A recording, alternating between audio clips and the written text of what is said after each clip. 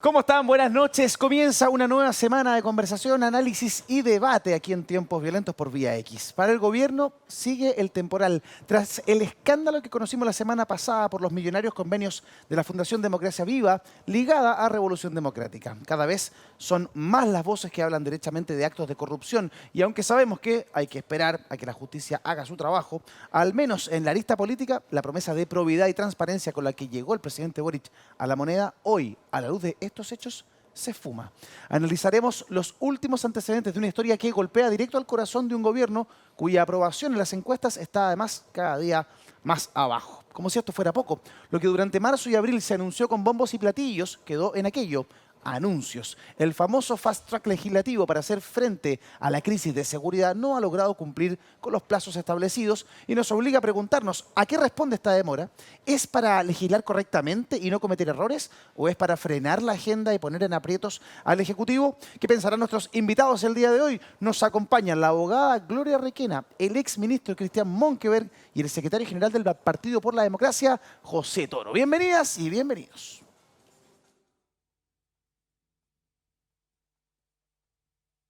A ver, lo que hemos hecho hasta ahora con los militantes involucrados en la firma del convenio, Daniel Andrade por parte de la Fundación Democracia Viva, que no es una fundación de Revolución Democrática, lo vuelvo a decir, son militantes que crearon esa fundación, pero que no tienen ninguna vinculación orgánica con el partido. A él se le solicitó la expulsión y también a Carlos Contreras, el ex seremi de Antofagasta. Eso lo va a resolver el Tribunal Supremo en los próximos días, ¿no? Con máxima celeridad. Por otro lado, se suspendió la militancia de Catalina Pérez. También se ha solicitado un conjunto de militantes que han tenido o tienen alguna vinculación con Democracia Viva que presenten todos los antecedentes de manera proactiva en el caso, tanto en el Tribunal Supremo como en las diligencias que vamos a solicitar en esta investigación de la justicia. Ahí estaba el presidente de Revolución Democrática, el senador Juan Ignacio Latorre, en el punto de prensa en el que anuncia la presentación de una querella contra quienes resultan responsables por esta historia. Saludamos de inmediato a don Mauricio Daza, que está junto a nosotros como cada noche. Buenas noches, Mauricio. Buenas noches, gracias por acompañarnos una nueva semana acá en Tiempos Violentos. Vamos a analizar no solamente este tema, esta verdadera teleserie, Verdades Ocultas es una alpargata comparado con esto, cada día un nuevo episodio. Pero además vamos a analizar algo que ha pasado un poco desapercibido de la agenda, básicamente el juicio por malversación de fondos públicos y lavado de activos que se sigue y empezó en contra del ex comandante en jefe del ejército, Juan Miguel Fuentealba, el denominado Señor de los Anillos. Bueno, de eso y mucho más vamos a hablar esta noche acá en Tiempos Violentos. Así es, saludamos de inmediato a nuestros invitados y les preguntamos en 10 segundos qué piensan respecto de lo que planteaba el presidente de Revolución Democrática, el senador Latorre. Muy buenas noches, Cristian Monkeberg, gracias por acompañarnos nuevamente en el programa. Los primeros 10 segundos son suyos. Sí, bueno, buenas noches, muchas gracias por la invitación, como siempre. Tardía, en evolución la declaración, porque partió muy simple, muy sencilla, bajando el perfil y bueno, terminó bastante más drástica. Tardía. Vamos a estar conversando respecto de aquella arista, cómo ha ido mutando la manera en que el oficialismo y en particular Revolución Democrática ha ido mirando este conflicto que estalla en la ciudad de Antofagasta. Saludamos a la abogada de Red Protege, Gloria Requena. ¿Cómo está, Gloria? Buenas noches, 10 segundos para usted. Buenas noches. Es muy importante terminar con la asignación directa de fondos a las organizaciones. Creo que esto da transparencia y permite que haya una mejor selección de las instituciones que administran fondos públicos. La prioridad deben ser los vecinos, los ciudadanos y cómo reciben estos directamente aquellos. Impecable, perfecto, Gloria, muchísimas gracias. Y saludamos también por primera vez en el programa al secretario general del Partido por la Democracia, don José Toro. Gusto de conocerte, José, gracias por estar aquí esta noche. 10 segundos para ti. Muchas gracias por la invitación. Bueno, esto da muestra que la teoría de la superioridad moral se acabó y por lo tanto además nadie puede hacer política desde una superioridad moral porque ningún partido está exento de que sus militantes se metan en este tipo de casos. Sigo contigo, José. ¿Es ese quizás uno de los más fuertes impactos en la moral del gobierno, el haberse planteado con una cierta impronta respecto de probidad, transparencia, escala moral, escala ética, y que a la luz de estos hechos esa idea termina por derrumbarse? ¿Es ese uno de los principales efectos del conflicto, de la polémica? Yo creo que sin duda es de los principales efectos. Finalmente entender que a pesar de todos los controles que los partidos pueden tener y que muchos tienen, no están exentos de que sus militantes se vean inmiscuidos en estas cosas de tráfico de influencia o de posibles delitos en el mal uso de los recursos públicos. Por eso es que requiere, tomando un poco lo que decía Gloria, avanzar en transparentar efectivamente el uso de los recursos y las asignaciones directas. Gloria, cuando miremos este escándalo en perspectiva de tiempo, ¿qué crees tú que va a ser lo que más vamos a recordar de lo que pasó en Revolución Democrática y esta Fundación Democracia Viva? Bueno, yo parto un poco, discrepando un poco con lo que plantea José respecto a que el mayor impacto sea el tema de la superioridad moral. Yo creo que eso es un poco mirarnos el ombligo entre nosotros, porque aquí lo más grave que se ha dañado es la fe pública. Eso es lo más grave. Estamos hablando de gente en situación muy precaria, que vive en campamentos, que ve afectada la asignación de recursos que se ven como grandes fondos a nivel nacional, pero para ellos significa todo, porque esta gente está aislada, no tiene acceso a recursos. Sí.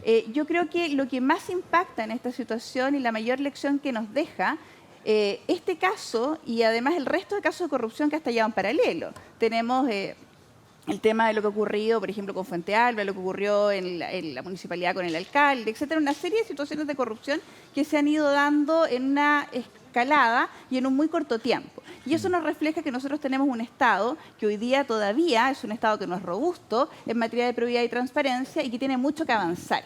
Y yo creo que esto hay que verlo también como una oportunidad de cambiar la forma en que estamos haciendo las cosas. Yo creo que el que hoy día tengamos todavía fondos de asignación directa para organizaciones sin que se sepa exactamente cuál es la prioridad para que se les asigne o cuál es la experticia que puedan tener, es un flanco que tenemos y que abre que estas situaciones se puedan repetir en el futuro. Yo creo que hay una tremenda oportunidad de cambiar la manera de hacer las cosas y creo que ese debe ser el eje que se debe colocar hoy día el gobierno. Que esto sea una oportunidad para mejorar lo que hoy día tenemos en el Estado de Derecho.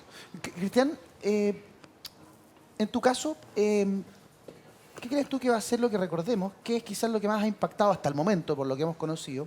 Y lo otro, ¿cuánto ha aumentado el daño la mirada zigzagueante o la mirada titubeante en un comienzo y luego un poco más firme respecto de los principales dirigentes de Revolución Democrática en torno a este escándalo?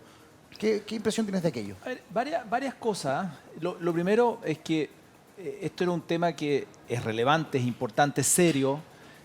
Y yo creo que habría tenido un desarrollo distinto si es que su partido hubiese actuado de manera drástica desde el día 1. Por eso lo decía al principio y ocupé mis segundos en eso.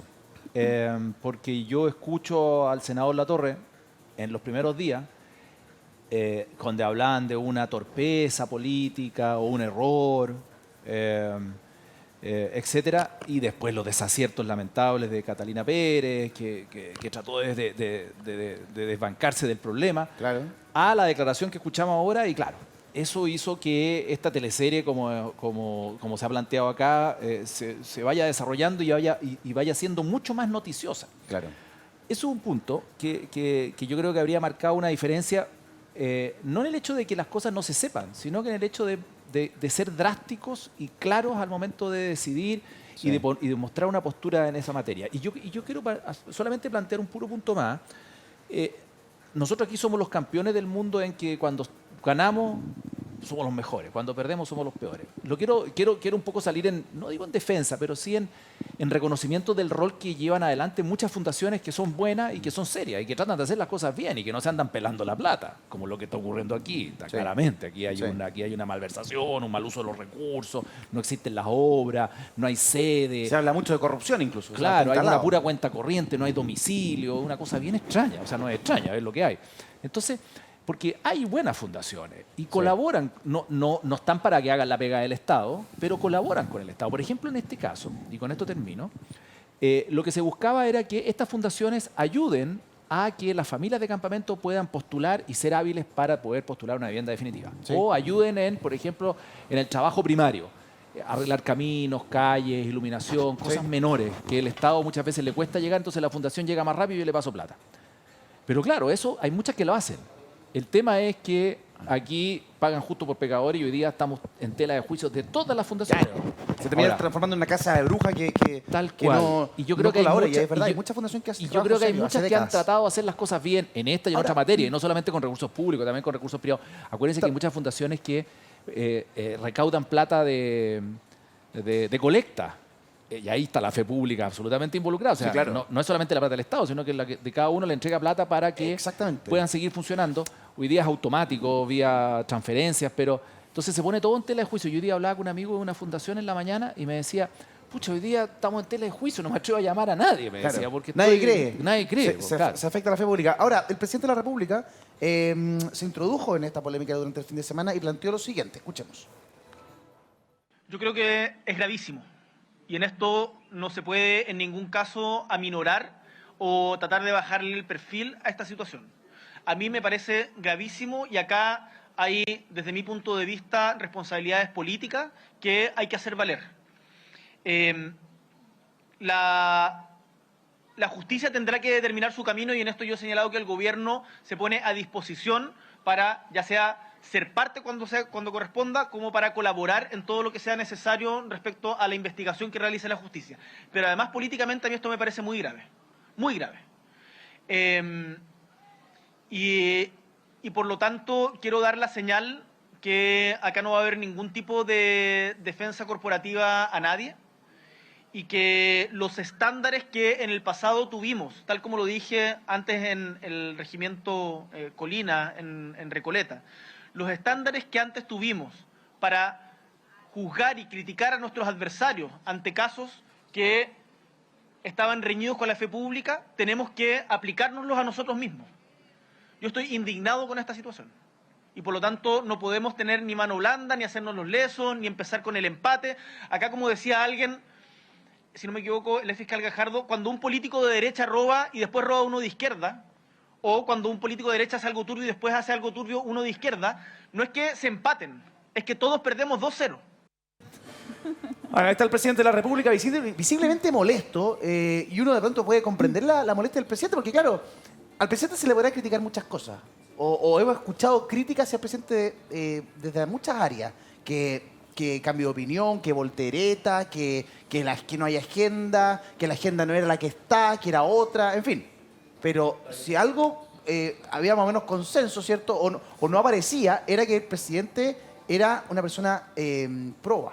O sea, que era un gobierno que iba a ser transparente o que al menos esa impronta iba a estar presente. Y sin embargo aparece este escándalo que golpea el corazón del gobierno y de inmediato se genera la molestia presidencial. Uno lo puede percibir en ese punto de prensa. Mauricio Daza, luego José. Sí, yo creo que hay dos ámbitos que se han expresado acá, ¿no? Una cosa tiene que ver con el interés público y su afectación y otro tema es un tema político, ¿no? Y desde esa perspectiva yo creo que son dos cosas que están ocurriendo simultáneamente. Desde el punto de vista político hay un daño, yo diría que es un daño irremediable a lo que es la confianza de la coalición de gobierno, porque básicamente ellos levantaron un discurso fundado en la probidad y ese es el riesgo de levantar esos discursos. Rinde electoralmente, pero tiene un riesgo grande de decir, mira, nosotros venimos aquí, ¿no?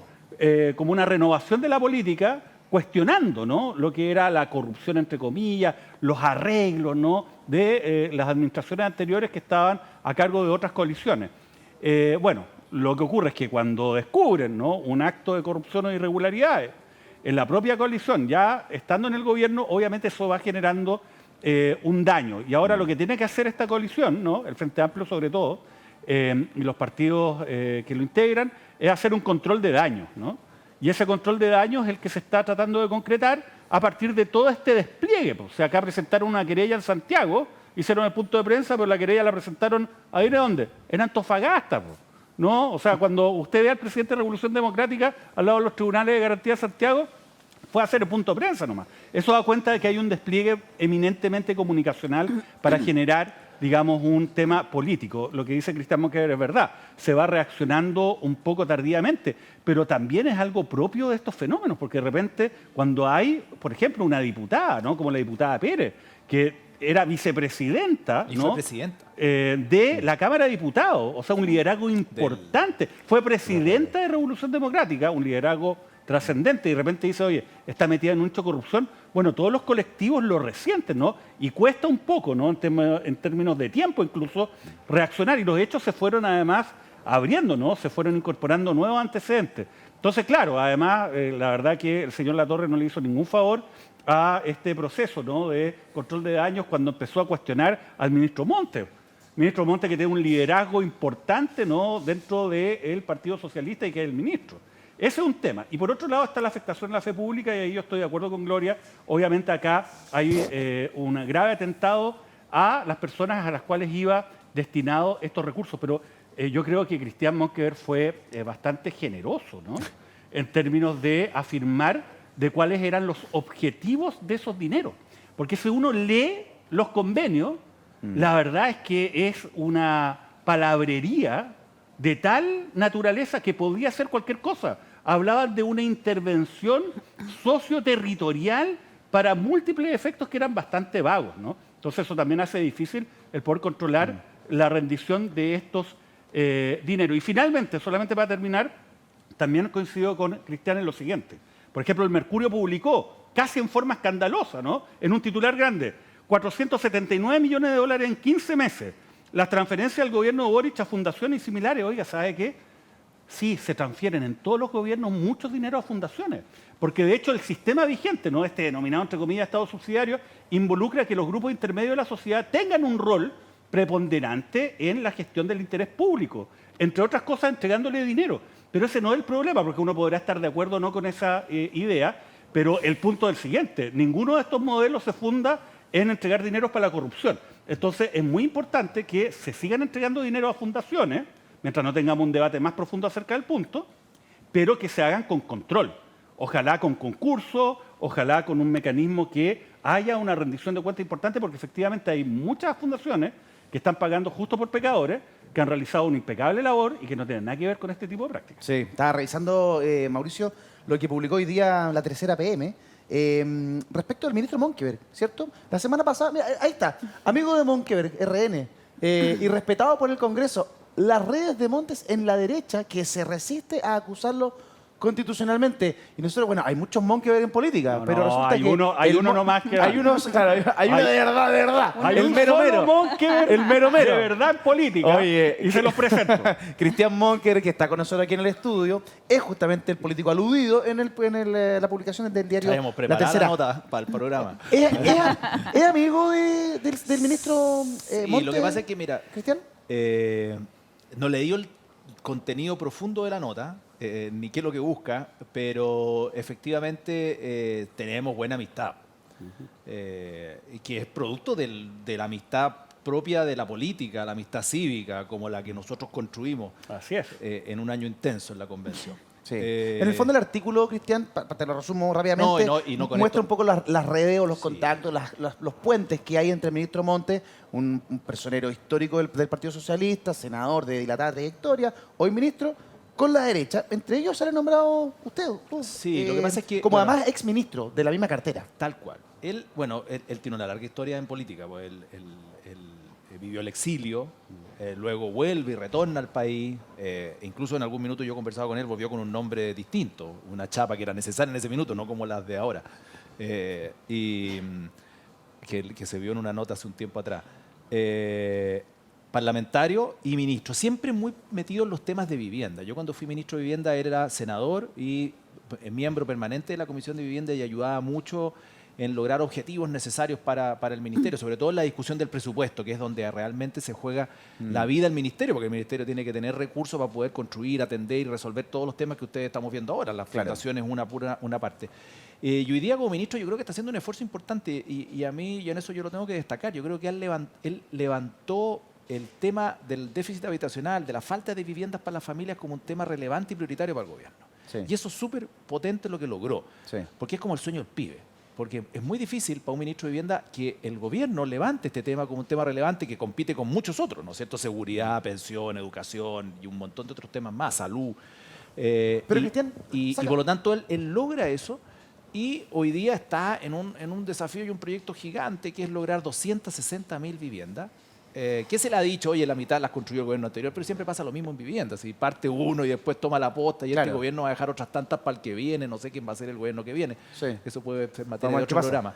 programa. Y para largo. Pero Cristian, espérate. Aquí Pero el bueno, artículo dice que... Y hay uno ahí armando amistad con él. Tuvieron conversación la semana pasada, pero que no fue el último diálogo del ministro Monkever contigo, sino que luego conversaron, han conversado con su antecesor respecto a la polémica y cómo abordar el desafío de los campamentos en Chile. Pese a que uno es RN y el otro es PS, a ambos los une una amistad política por años desde que se conocieron en el Parlamento. O sea, han conversado desde que estalló esta polémica. ¿Cómo está el ministro con este golpe de democracia viva? Habla harto la tercera. A ver, varias cositas. Yo formo parte de un consejo asesor de este mismo tema, del déficit de vivienda. El Ya. ministro Montes convocó un consejo asesor. Y ese consejo asesor hay académicos, profesionales, exministros, está la ministra Zavala, estoy yo, hay personas que saben mucho de estos temas. Y le hacemos un seguimiento y un apoyo, y ideas y propuestas a el plan de emergencia habitacional para que logre esa meta, ¿ya? Y a partir de eso nos vemos. Entonces, yo estuve la semana pasada con él y estuvimos conversando una serie de materias que dicen relación con este tema, que está yo. Claro. Su gran preocupación efectivamente es campamentos de fondo, el tema de fondo, que es cómo resolvemos campamentos, porque aquí se está afectando, y lo decía Gloria muy bien, a familias que ven que los recursos pasean para allá y para acá, Claro. y siguen viviendo en campamentos. Sí, pues, y esa gente ve como más. Pero Empiezan a Cristian- renunciar, dame un segundo, Mauricio. Empiezan a renunciar a autoridades, empiezan a pasarse las cuentas políticas, empieza un proceso judicial, pero las necesidades de esa gente que está en el campamento No han siguen ahí. culminado. A José lo he escuchado poco, me gustaría conversar contigo, José. Renunció el Ceremi, renunció la subsecretaria, hay suspensión de militancia y sin embargo esto va a continuar. ¿Hasta qué punto deben asumir las responsabilidades políticas? ¿Se acaban con la subsecretaria o el ministro Montes le cae alguna responsabilidad? ¿Tiene que dar alguna explicación? No, más? yo creo que se acaban con la subsecretaria y la jefa superior del servicio. A mí me parece que el ministro Monte ha hecho una muy buena labor y que lamentablemente se ve inmiscuido en este escenario que no tiene gran responsabilidad. La subsecretaria sabía, no se lo comunicó al ministro. Me parece que ahí hay un daño en la confianza del equipo del ministerio brutal y por tanto termina bien retirándose y el presidente de la República pidiéndole su renuncia, ¿no? Y por lo tanto yo creo que está ahí. Ahora, lo que pasa es que tiene que haber la investigación que corresponde en la justicia hasta lograr esclarecer toda la red que esto significa. Porque efectivamente hay un daño a la confianza pública, hay un daño en una materia que es completamente necesaria y vulnerable, que es el tema de los campamentos, ¿no? Sí. Oye, Cristian, Daza. sí, yo quería hacerte una pregunta, porque en el fondo la forma como está redactado el titular, tú sabes, siempre va buscando como dar la impresión de algo. Entonces quería preguntarte, ¿tú has hecho alguna gestión para impedir de que la bancada de senadores, o más bien, perdón, de diputados de Chile Vamos no presente una acusación constitucional? En contra de- al cuello la pregunta, al tiro. Claro, no, es que en el fondo eso es lo que... Por es lo eso que vine como con el se- ritmo. Tráfico de Eso es como que de alguna manera está subyacente, ¿no? Que uno podría pensar, ¿no? De leer este documento. No las redes ¿para qué? Para que no lo acusen constitucionalmente. No, a la pregunta derechamente no, así como Ya. que yo llame a mis amigos los diputados a decirle, oye, no le hagan maldades y daño, no, además que me mandarían a buena parte. Pero es que es bueno aclararlo, ¿ah? Yo No, creo que estoy es de acuerdo, importante. pero sí me han preguntado mucho, por ejemplo, los asesores de la bancada nuestra, del parlamentario, que son como 26, oye, ¿en qué va esto? ¿De qué se trata? Y yo les he pasado información en el fondo, porque la requieren y me invitan y me llaman los diputados, pero de información general de lo que ocurrió, pero así como gestiones, porque además tampoco creo que estén muy... O sea, de hecho la bancada de diputados mandó a la Contraloría al ministro del partido para que se investiguen estos casos y que se cite al ministro a declarar, a la Contraloría. Y todos, porque la Fiscalía actuó sola, entiendo, y ya se sumó una querella. Entonces, ellos van a seguir con su proceso de fiscalización y yo, si puedo aportar en ayudar en esclarecer lo que ocurre dentro del ministerio con estas cosas, bienvenido sea. Ya. En fin. Veamos otro titular que aparece en la conversación de este escándalo.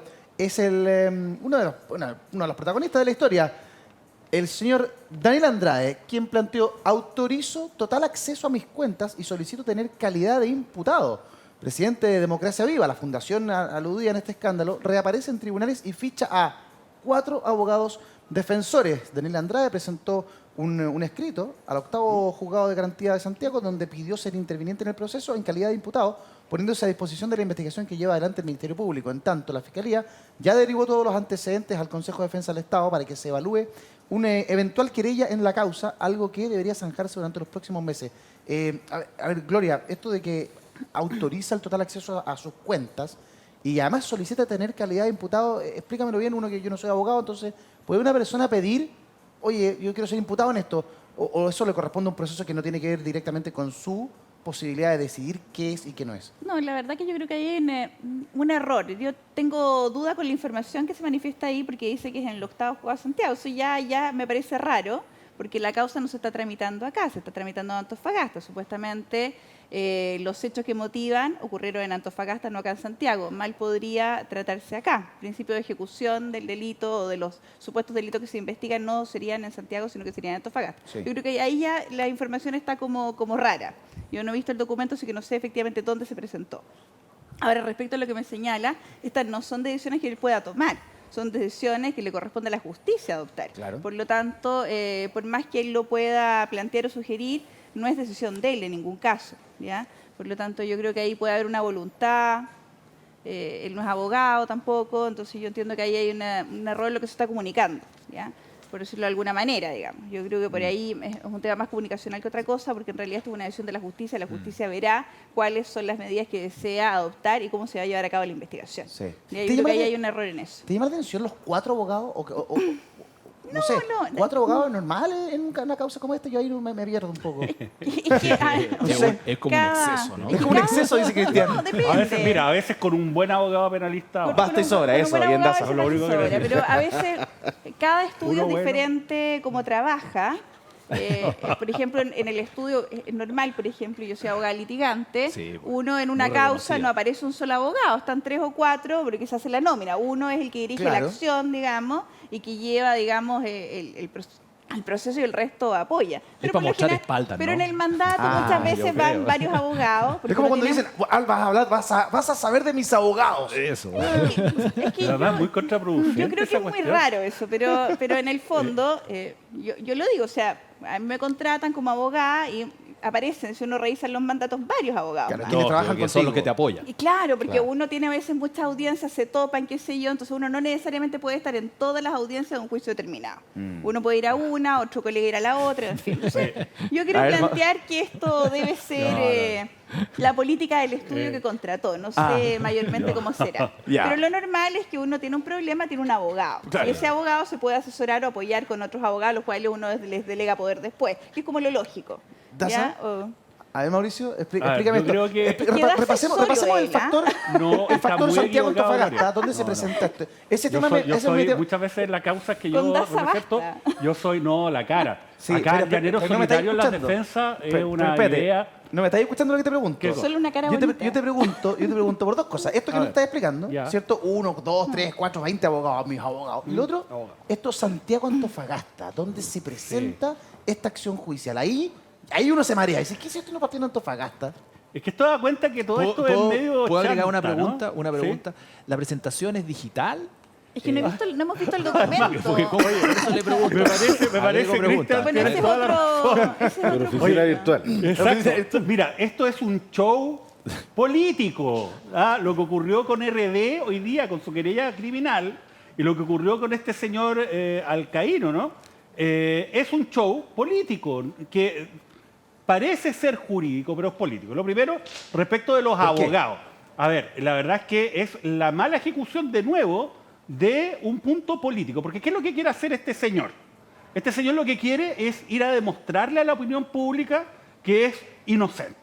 Y que es tan inocente que él, imagínese, él no va a la justicia a buscarlo, no. Él va de mutuo propio a los tribunales de justicia y hace una presentación donde pide de que lo traten como imputado y abre sus cuentas corrientes graciosamente, porque obviamente, pues, quien nada, digamos, oculta, nada teme, entonces, que abra las cuentas corrientes. Bueno, eso que hicieron no tiene ningún valor jurídico real.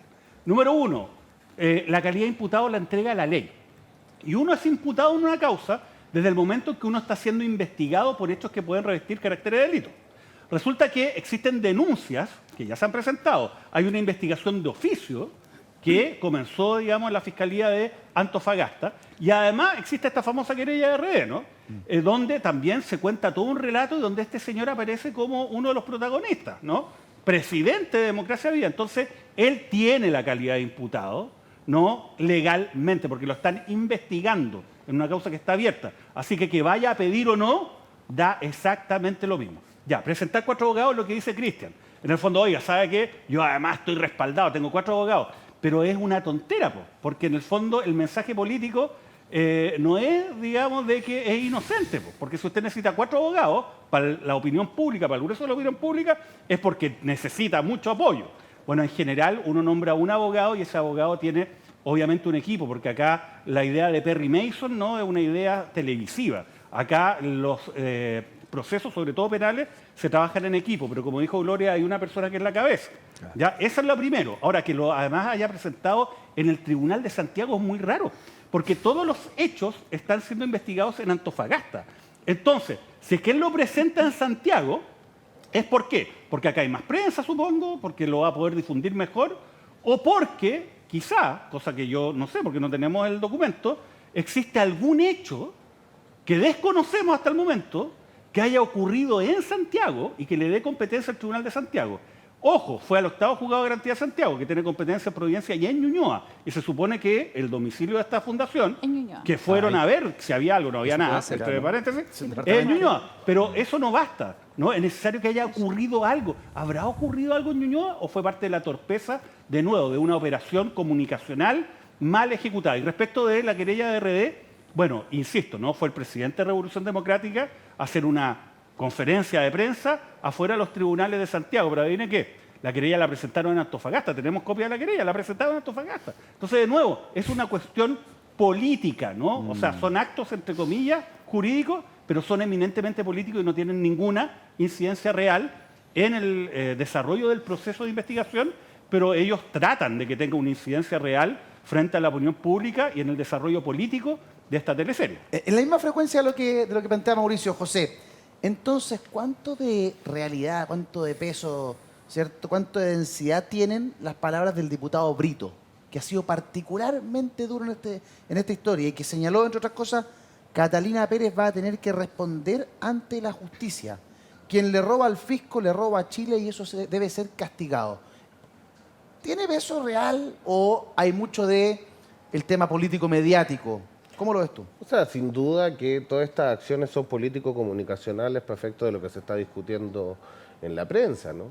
Y unos por un lado, otros por otro, pero finalmente la investigación de la Fiscalía es la que nos tiene que llevar a decir hasta dónde, hasta cuál es el espectro de análisis o quiénes son las personas que están involucradas con respecto a esto. Yo me imagino que la diputada Catalina Pérez sin duda va a tener que concurrir y la Fiscalía la va a citar a declarar.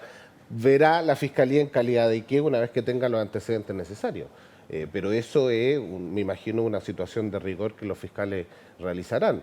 Ahora, lo que demuestra ahí es que sin duda hay también un componente político en esta arista muy importante que tiene que ver con esta quitada de piso de Brito, una propia diputada del mismo partido, ¿no? Sí. Hay también estas cosas siempre generan elementos en la interna de los partidos que son complejos y que tienen características más de disputas internas que otra cosa. Sí, hay harto de disputa interna, se alcanza a traslucir a partir de esta polémica. ¿Se recupera Revolución Democrática de un golpe como este, Gloria?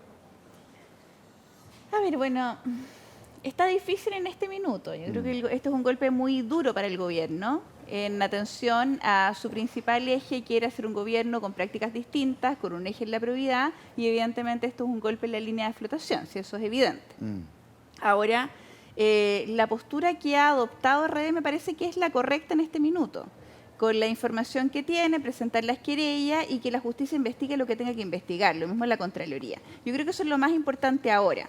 No hay que olvidar que en este tipo de situaciones pueden pasar muchas cosas. Hoy día se imputa responsabilidad y se establece si es que ha habido o no la comisión de delitos, pero no sabemos ni qué dimensión tenga, ni si efectivamente hay errores administrativos para algunos, para otros será otra figura legal, pero en el fondo, si el hecho de tomar acción es un hecho importante. Y el hecho de pedir que esas acciones se ejecuten, más allá si se hace con mayor o menor performance comunicacional, lo importante es que las acciones están interpuestas. Y yo creo que eso da un marco de querer hacer las cosas de manera diferente y querer mantener también una imagen que fue el eje del gobierno. Evidentemente que esto es un golpe muy duro para el gobierno, porque cambia absolutamente la discusión. El gobierno estaba entrando en una discusión de la reforma tributaria nuevamente y ahora está el cuestionamiento de para qué entonces se quieren estos fondos y si se hacen o no las conversaciones por esta línea. Entonces hoy día cambiamos el eje. El eje no es cómo salimos de la crisis económica, el eje está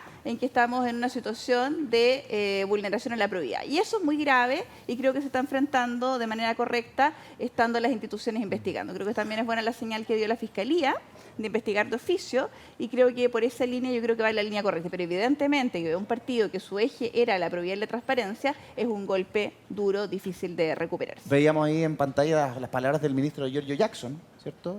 También hoy se expresó, se manifestó respecto a esta polémica, señala que es un momento doloroso, lo habló con Radio Cooperativa, que era doloroso y que en Revolución Democrática tenemos tolerancia cero a estas conductas. De hecho, afirmó en Cooperativa que todo quien se vea involucrado en hechos de este tipo deberá recibir sanciones ejemplares. Pidió, no obstante, no mezclar los temas ni desviar la atención de los problemas sociales o del debate sobre el pacto fiscal que impulsa el gobierno. Cristian, ¿cuánto frena el ítem de reforma tributaria que quiere impulsar el gobierno este tipo de polémicas? Complicado, porque mira, yo ni siquiera en la lógica gobierno-oposición, yo escuchaba anoche, o antenoche, ya no sé cuándo, al senador Fidel Espinosa, con el cual también tengo alguna amistad.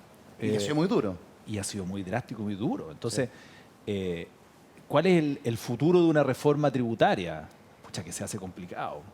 Se le hace complicado al ministro, se hace muy cuesta arriba. Y además los que están en contra de una reforma tributaria porque la encuentran innecesaria, que puede ser muy legítimo, utilizan estos argumentos. Lo primero que salió, de los primeros argumentos que vi en alguna carta al director era, oye, ¿para qué vamos a querer más plata? Mira cómo la están gastando. Claro. Axel Kaiser, en una carta al director. Una carta muy cortita, como de 2 o 3 líneas, que un opinólogo, académico, escritor y muy influyente. Entonces, y pegó fuerte ahí. Y así. Entonces, se hace muy cuesta arriba, porque además a los propios socios del gobierno se les hace muy cuesta arriba. Y pongo el ejemplo de Fidel, del senador Espinosa, que él se siente complicado, se siente enredado, además se siente muy enrabiado. Cuando uno lo escucha, sobre todo con el ministro Jackson, como que, porque lo ningunearon, porque en algún minuto ellos se sintieron, y no voy a, yo no, bueno, pero aquí tenemos un representante de... Claro, pero sí, lo diga el mismo. Dijeron de todo respecto a los 30 años de la concertación de la nueva mayoría. Entonces, pucha, yo... Claro, estamos en la misma. Ahora, vamos a dejar esta polémica hasta acá esta noche y vamos a ir a una información que tiene que ver con El Señor de los Anillos. No es la trilogía, sino que es el ex comandante en jefe del ejército Juan Miguel Fuentealba, quien comenzó su juicio oral y que quedó en prisión preventiva. Todos los detalles de lo que está pasando, cuál es la situación, qué es lo que viene para el ex comandante en jefe y su mujer, nos lo tiene Mauricio Daza en Tiempo de Daza.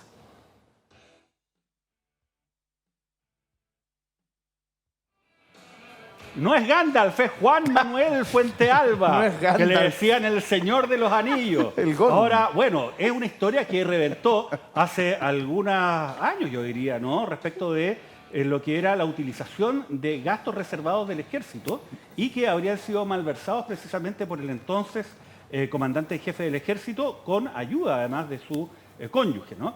Y bueno, siguió la investigación y finalmente ya llegamos al punto cúlmine. Hay un juicio oral en que durante las próximas semanas se va a recibir toda la prueba por parte del tribunal oral competente y vamos a tener un veredicto. Se calcula que esto va a durar a lo menos 3 meses.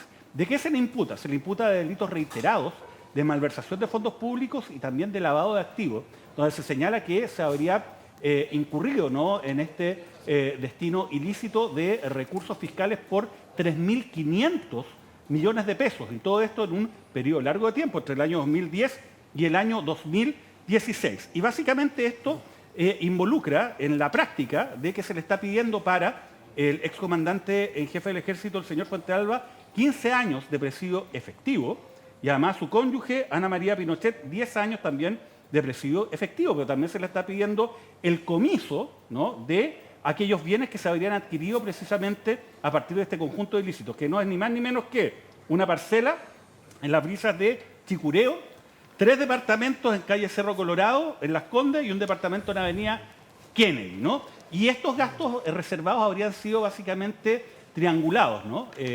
Desde la comandancia en jefe, el ex comandante en jefe, el señor Fuentealba, que los habría triangulado para los efectos de poder básicamente pagar vehículos. Ahí viene el tema del señor de los anillos, porque le gustaban mucho los autos Audi, que tienen 4 anillos como símbolo. Además, para pagar pies de casas y departamentos, básicamente los departamentos respecto a los cuales se está solicitando el comiso, pago de tarjeta de crédito, depósito en cuentas corrientes, entre otras actuaciones. Ahora, ¿cuáles son las imputaciones y qué es lo que se le está atribuyendo al señor Fuentealba? Lo vamos a analizar en estas imágenes. En primer lugar, ¿en qué consiste el famoso delito de malversación de caudales públicos? Se castiga al empleado que con daño o entorpecimiento del servicio público aplica a usos propios o ajenos caudales o efectos puestos a su cargo. En este caso, estaban a su cargo los dineros de gastos reservados, ¿no?, que precisamente por su naturaleza no requieren de una rendición detallada, sino solamente una declaración jurada a fin de año de buen uso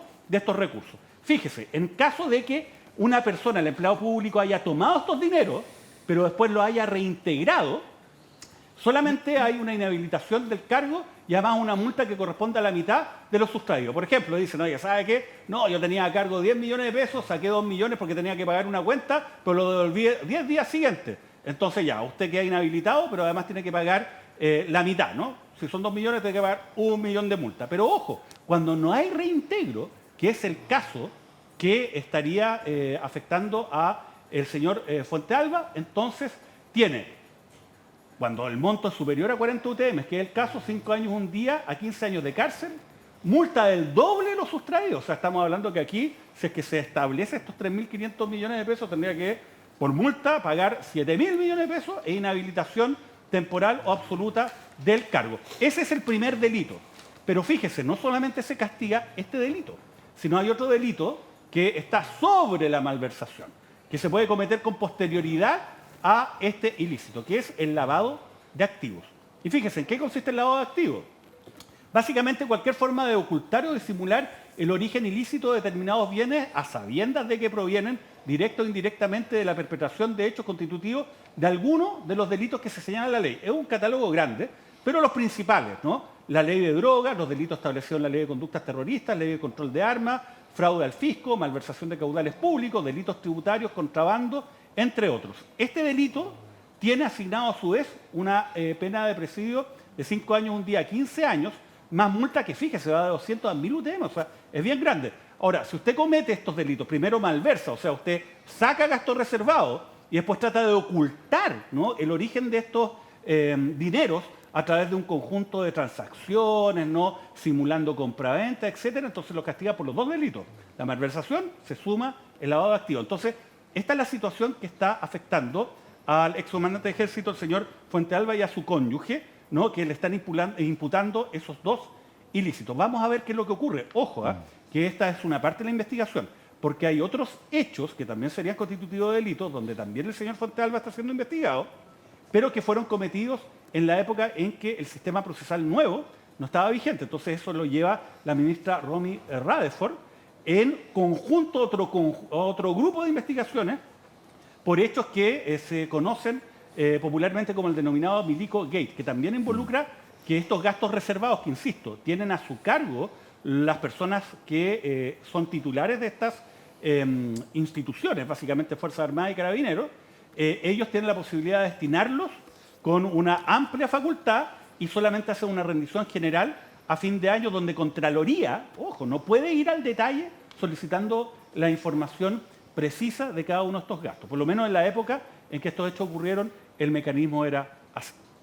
Fíjate que el excomandante en jefe señaló que su familia tiene mucha confianza en esta instancia judicial, puesto que la defensa va a poder proporcionar todos los antecedentes para acreditar que todas las acusaciones son absolutamente que no corresponden, ¿cierto? Y de hecho dice, agrega, nuestro patrimonio se ha formado en 48 años y ello ha sido precisamente con nuestros recursos y no con recursos provenientes ni de gastos reservados, ni de nada que se pueda imaginar, ni de los montos que se han señalado. Ahora, hay cosas que han aparecido que son simplemente sorprendentes. O sea, el tema de por ejemplo, los automóviles. Entiendo que había un mecanismo de renovación muy constante de los automóviles. Entonces, sacaba un automóvil de la marca, a los pocos meses lo renovaba, y yo creo que la Fiscalía va a intentar vincular aquello precisamente con lo que tú nos explicabas respecto del lavado de activos. Porque al volver a financiarlo ya esta vez con el sistema del financiamiento, ¿cierto?, que te otorgan la automotora, ya entraba en otra categoría, ya no estaba vinculado directamente a las platas que me imagino la Fiscalía va a intentar establecer. Ahora, había muchísimo detalle respecto de, no sé, garzones, mayordomos, la casa de Chicureo, financiamiento de fiestas particulares y regalos para además otras altas autoridades del ejército. Entonces, está bien complicado el futuro del excomandante en jefe Es que también en materia judicial. Hay que analizar que igual el comandante jefe del ejército es un funcionario público, ¿no? Y tiene un sueldo equivalente a un funcionario público de alto rango, pero funcionario público, ¿no? Y en ese contexto es difícil poder explicar, ¿no?, 3.500 millones de pesos. Y también el tema que tú dices, ¿no?, el famoso lavado de activos, no solamente las operaciones que se hacían con los autos, ¿no?, que no se compraban simplemente autos al contado vez tras vez, sino que se acudía a estos mecanismos de financiamiento, sino también hacía lo mismo respecto a departamentos.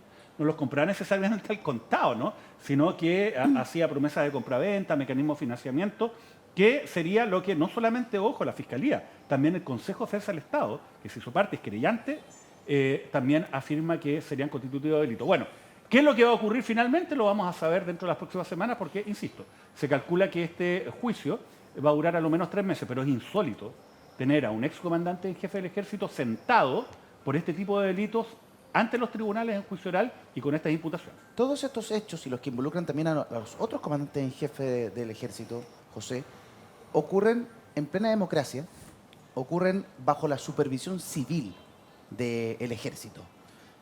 ¿Cómo hacemos para que situaciones como esta no se vuelvan a reiterar en el futuro? No tengamos que estar en 20 años más procesando nuevos comandantes en jefe porque bajo la supervisión civil se perdieron de fondos reservados miles y miles de millones de pesos. ¿Eso hay alguna manera de garantizar que no va a volver a suceder? Bueno, es bien difícil. Yo aspiro a mejorar los niveles de transparencia y de rendición de cuentas y para eso habrá que modernizar la ley como corresponde, tener una comisión en el Senado, en la Cámara de Diputados, donde se rinda cuenta de los gastos que se realizan, porque además los gastos reservados tienen un fondo específico que tiene que ver con funciones de inteligencia y la seguridad nacional. No es para regalos, para cadenas, para fiestas, ¿no? Tienen un fondo que tiene que ver con las funciones de inteligencia que son propias de la rama de las Fuerzas Armadas y que son muy necesarias para el mantenimiento del país, ¿no? Y por tanto, cuando recursos de esa naturaleza se utilizan en otro sentido, es completamente lamentable. Yo creo que nosotros tenemos que tener una legislación y avanzar en más mecanismos de control. Creo que quienes fuimos gobierno tenemos que hacernos responsables que durante muchos años no hubo una supervigilancia fundamental del aparataje civil al mundo militar y creo que hoy día, después de 50 años del golpe, a 30 años de la recuperación de la democracia, tenemos que profundizar aún más los mecanismos de control. Gloria. Sí, a ver, yo quiero recordar que en materia de gastos reservados en este país se ha avanzado. Antes era muchísimo peor. Los gastos reservados se rendían con un simple certificado de buena inversión. Con un vale. Con un certificado claro, que se mandaba a la Contraloría que indicaba que los fondos habían sido rendidos conforme a la ley y no decía nada más. E incluso era a nivel de ítem, era tremendamente genérica la rendición. Se ha avanzado un poco más, pero sigue siendo hoy día una materia oscura. Sigue siendo hoy día una materia que requiere reforma legislativa y que requiere también mayor involucramiento de la Contraloría. Hay muchos temas en los que nos falta avanzar, que yo creo que, bueno, aprovechando que tenemos a Cristiana acá, hay muchos temas que requieren reforma legislativa. Ese es uno. Otro es el tema de que la Contraloría no pueda revisar o queden exentas aquellas compras que son por montos inferiores a, porque sabemos que eso permite el fraccionamiento de la compra para efecto de saltarme el control de la Contraloría. O sea, hay muchos temas hoy día que no son de ahora, que son tremendamente recurrentes, que los vemos una y otra vez que están ocurriendo y que requieren reforma. O sea que yo creo que, insisto, esto tiene que ser una oportunidad para que tengamos reformas concretas. Yo concuerdo con lo que decía Mauricio, lo impactante que es ver un comandante en jefe en democracia rindiendo cuenta en los tribunales y enfrentando estas condenas, estas posibles condenas, hoy día en la justicia. Es realmente impactante porque esto no es solamente, bueno, muestra por un lado que la institución está funcionando, que las investigaciones funcionan, pero por otro lado también demuestra un deterioro profundo de las instituciones y de la confianza. Erosiona profundamente la confianza ciudadana en que sus recursos están siendo bien invertidos. De ahí la importancia de que haya mejores controles. Cristian, quizás en una mirada un poco más histórica, este tipo de hechos en el que está involucrado el excomandante jefe Fuente Alba, todas las investigaciones que han sacudido a los ex jefes del ejército y de las fuerzas militares, ¿cierto? ¿Son parte del costo que tuvimos para recuperar la democracia? O sea, estos hechos son lo que le costó a Chile recuperar la democracia el 88, el 89 y el 90, porque a mí me sigue molestando el que bajo vigilancia civil estas cosas sucedieran. O sea, había muchísimo movimiento de dinero, a partir de gastos reservados en particular, en el que simplemente todos los chilenos no teníamos forma de saber lo que pasaba, lo que se hacía. Ese botín de dinero estaba en manos de un hombre. Y eso se pactó antes de que Pinochet entregara el poder. Ese sector oscuro, ¿cierto?, que podía manejar bajo la ley de inteligencia, de gastos reservados, etcétera, etcétera, el ejército y la otra rama, era parte de lo que el mundo civil no podía llegar a mirar. ¿Ese fue el costo de recuperar la democracia? A ver, no tengo una respuesta certera porque no conozco los fundamentos de recuperación de la democracia y lo que se discutía en esa época. Uno podría encontrar la justificación o la explicación si estuviésemos este mismo panel en los años 90, ¿no es cierto? Pero este señor es comandante en jefe hace poquitos años. O sea, y por lo tanto, en la época de los 90 existía el Lada, hoy día existe el Audi.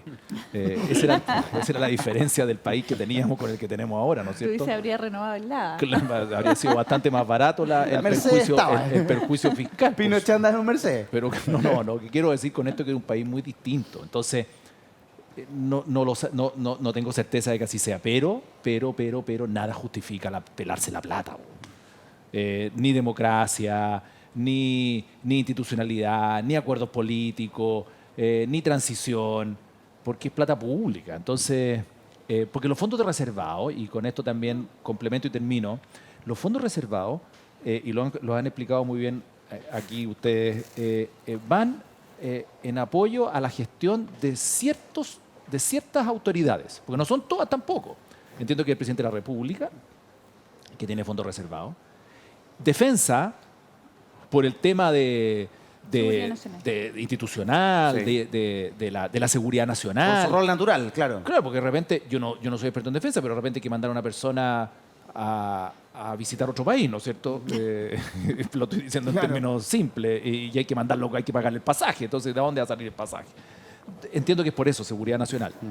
Y después, el Interior, entiendo, la Subsecretaría Interior tiene algo de fondos reservados para la persecución del crimen organizado y un montón de cosas más.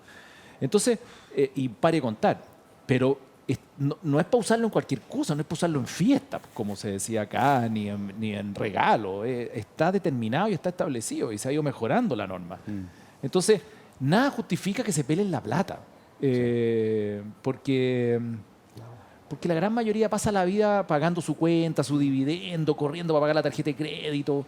Afecta demasiado la fe pública. Sí, pues, entonces y aquí es como los billetes sobran. Pues, claro. Y son billetes que salen de la recaudación de todos los que estamos acá, que pagamos un impuesto del IVA, que aquí, que allá. Bueno, en fin. Todos esos hechos de corrupción, perdón, finalmente nos tienen en la crisis institucional que el país vive. Exacto. Carabineros, Fuerzas Armadas, los propios casos del financiamiento ilegal de la política. Todo esto es lo que nos hace un daño a la fe y a que los ciudadanos dejen de creer en la política como la manera de ir resolviendo los conflictos y que les mejora la vida, porque finalmente para eso es la política. Exactamente. Hacemos una pausa, regresamos de inmediato. Hasta noche de día martes aquí en Tiempos Violentos. Regresamos.